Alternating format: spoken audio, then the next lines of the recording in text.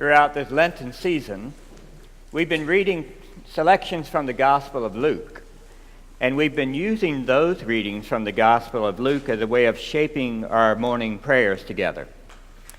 And also in each of our services, we're reading from the 104th Psalm.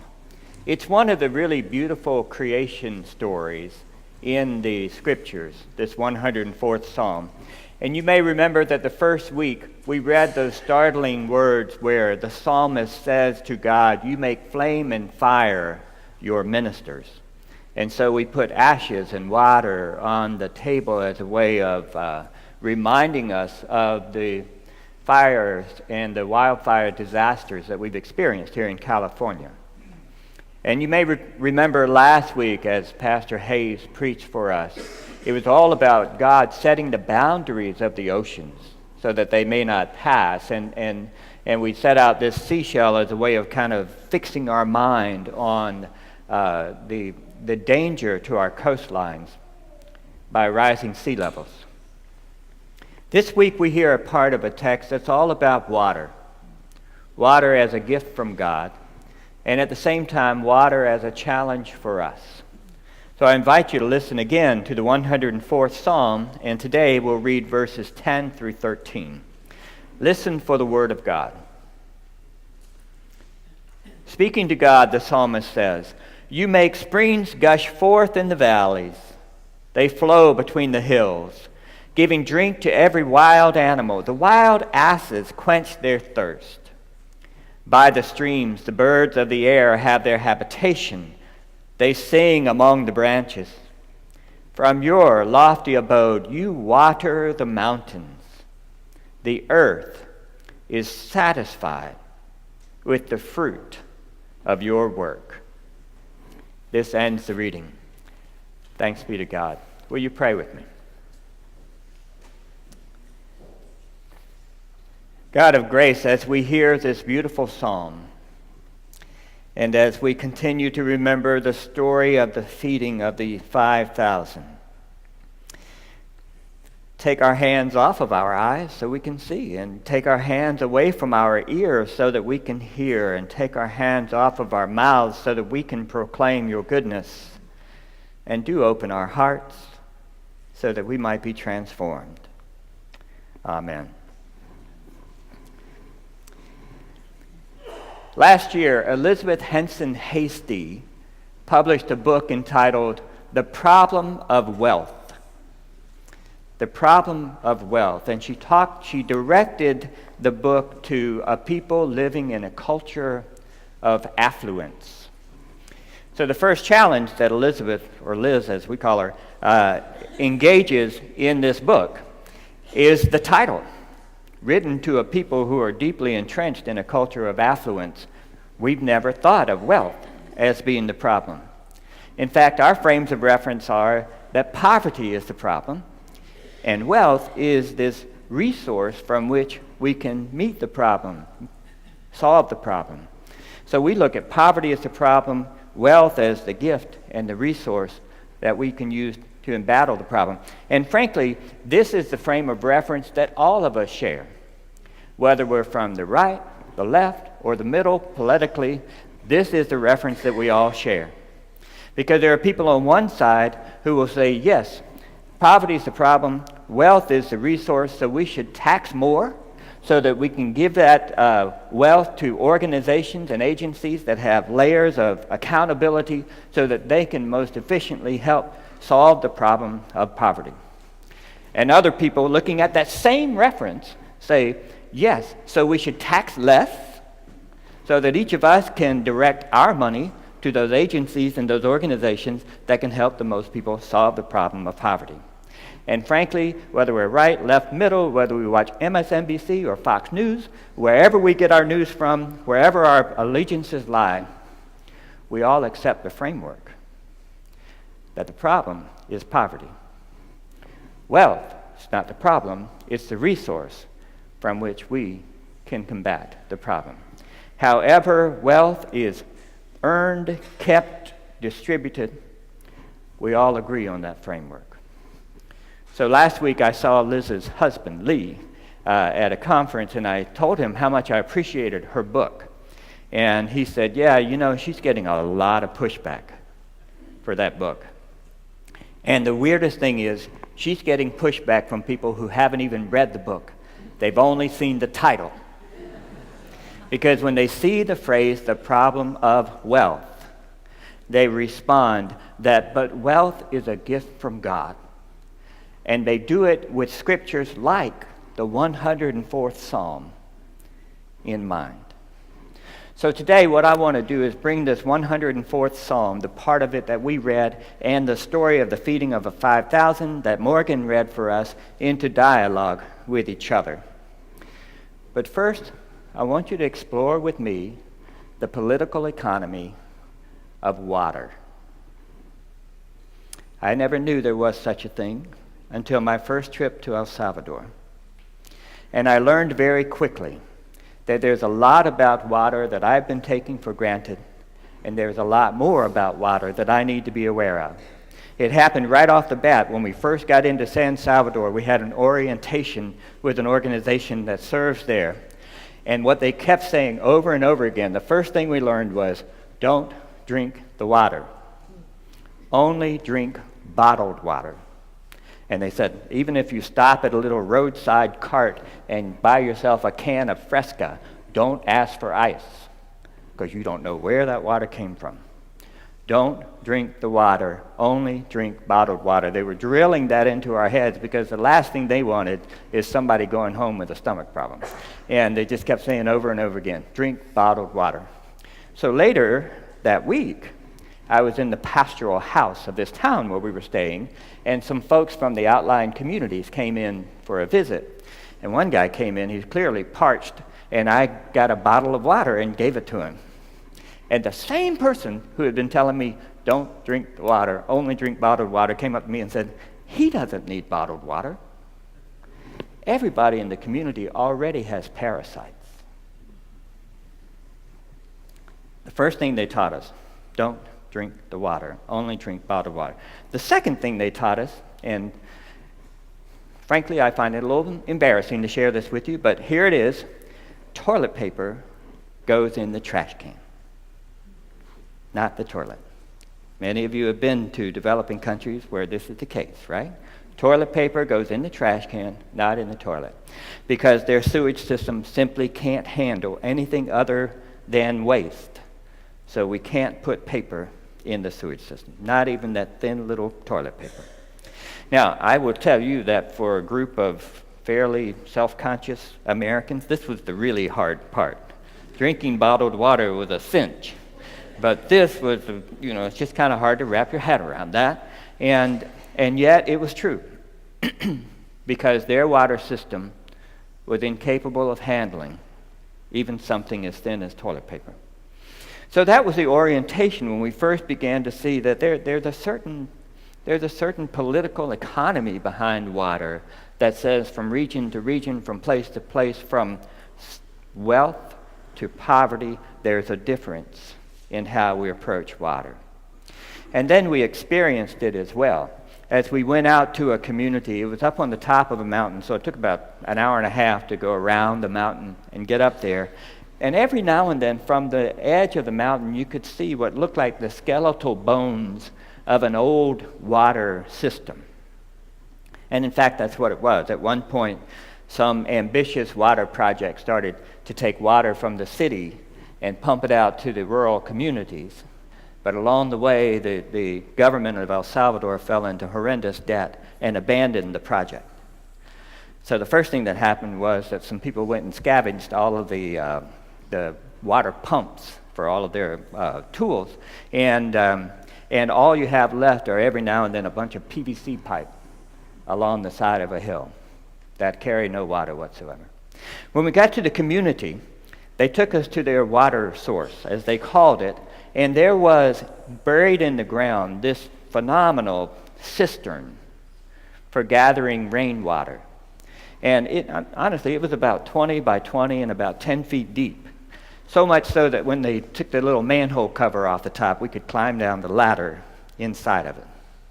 And the idea was that this thing would be filled during the rainy season, And then during the 6 months of the dry season, the community could come and use the spigot on the side and fill up their jugs and take them home. Only when we climbed down inside of it, that thing was bone dry because the rainy season hadn't been raining. So you have this enormous sunken cistern for the community, and the only water source they had was, instead of a spring gushing out the mountain, they had a small trickle coming out the side of the mountain. And over the years, of course, the water had kind of bowled out the rock underneath it, and they would line up with 2 jugs each, and they would take a bowl and scoop that water, pour it in the jug, scoop that water, pour it in the jug. And they were only allowed 2 jugs because it took so long to fill those that everybody needed to move along. 2 jugs of water. So there really is a political economy of water throughout the world. Let me ask you this. How many gallons of water do you think the average U.S. household uses each day?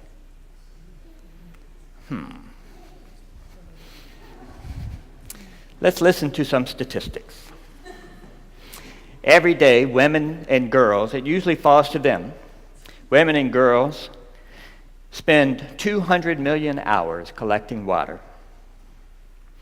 844 million people, that's about 1 in every 8, lack basic drinking water.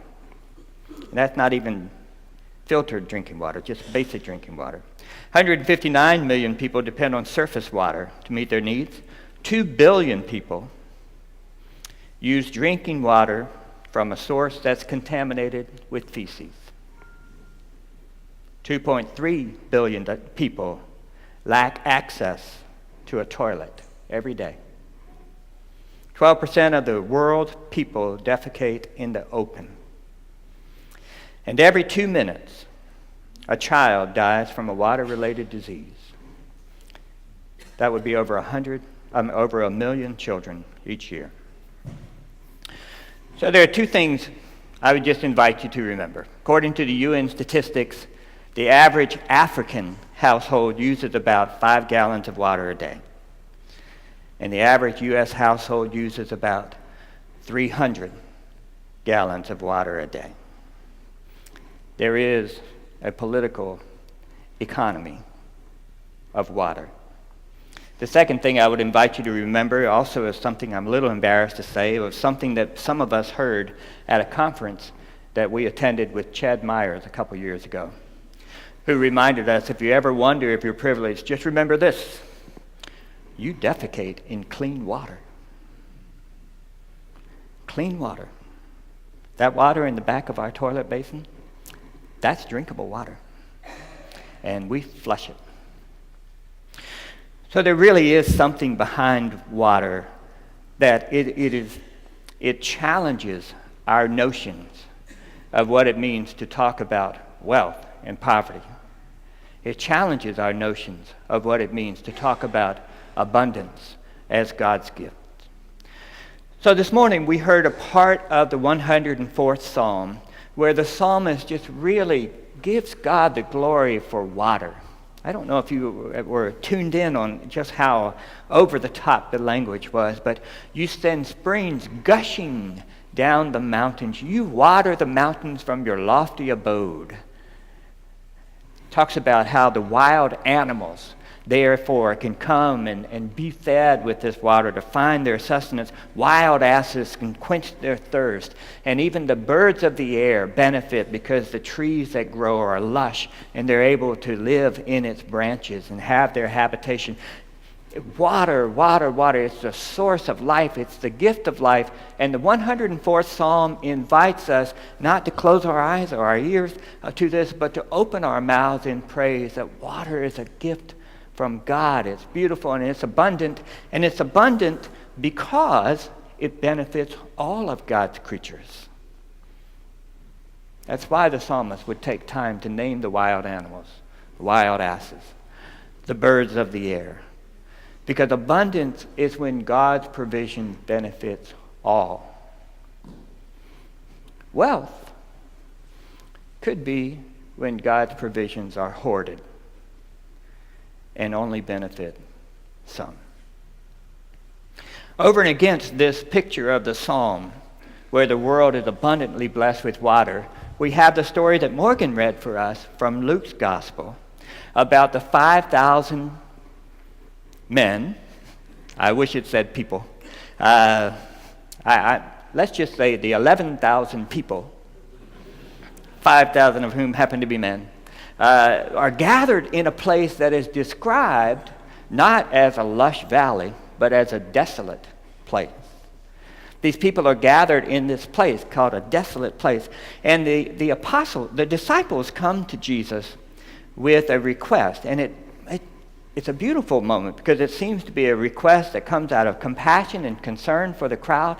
They come to Jesus and they say, you need to send the folks away. I mean, they've all come out here to hear you. Now you need to send them away because they need food and they need water. And we don't have provision for this many. I want to invite you to hear this conversation when the disciples come to Jesus with a request and then Jesus answers back. I want you to hear that as a model for prayer. The disciples come to Jesus and say, "Oh Lord, people are hungry. They need food. Oh Lord, people are thirsty. They need access to clean water. Oh Lord, do something." And I want you to hear it as a prayer because as soon as the disciples come to Jesus and say, "You need to send these folks away. They're hungry. We don't have provision for all of them," Jesus looks at the disciples and says, "You feed them." And how scary would it be if God talked back whenever we prayed? Right? "God, we got this big problem. We're going to lay it at your feet and we're going to back out of the room while you take care of it." And God said, "Wait, take it with you. Go fix it. Don't leave it with me. I've given you the goods. You've got the lush valleys. From my lofty abode, I've watered the mountains. Now you build a pipeline and get it to that community so that they can share in your abundance." What if prayer were a two-way conversation? And when we came to God on behalf of these awful needs in the world, God said to us, "I'm with you. You give them something." Now, it would be a little aw shucks if God just said, "Get out of here, go fix it." But that's not what Jesus says to the disciples. He says, "You give them something to eat." And of course they push back like, "We don't have enough food for all. We got 5 loaves of bread, 2 fish. How are we supposed to feed this many people?" And Jesus says, "Watch." And Jesus turns into a community organizer. And he takes those 12 disciples and sends them out to take those 5,000 people in the story and to break them up into manageable groups of 50. And they break them up into manageable groups of 50 and they have them sit. And then Jesus takes the bread. And all of a sudden the language gets really familiar. He lifts his eyes up to heaven and blesses it and breaks it and gives it to the disciples. And all of a sudden, the language is not so familiar. Because instead of saying, "Take, eat, all of you, this is my body broken for you," Jesus gives thanks, breaks it, hands it to them, and says, "Go hand that out." And Jesus empowers them to be part of the solution. And that's how 5,000 people plus are able to have plenty, even though they're in a desolate place. And that's how God answers prayer today. When we lament the political economy of water in our world, and God looks at us and says, you become part of this solution. I will empower you. I will give you the compassion you need to share. I will give you the smarts you need to figure it out. I will give you the conviction you need to go against the crowd. I will give you the courage you need to say the problem is wealth and how we hoard it rather than abundance and how we share it. And may God give us the ability to take our hands off of our eyes and our hands off of our ears and our hands off of our mouths so that our hearts can be open to this good news. Amen.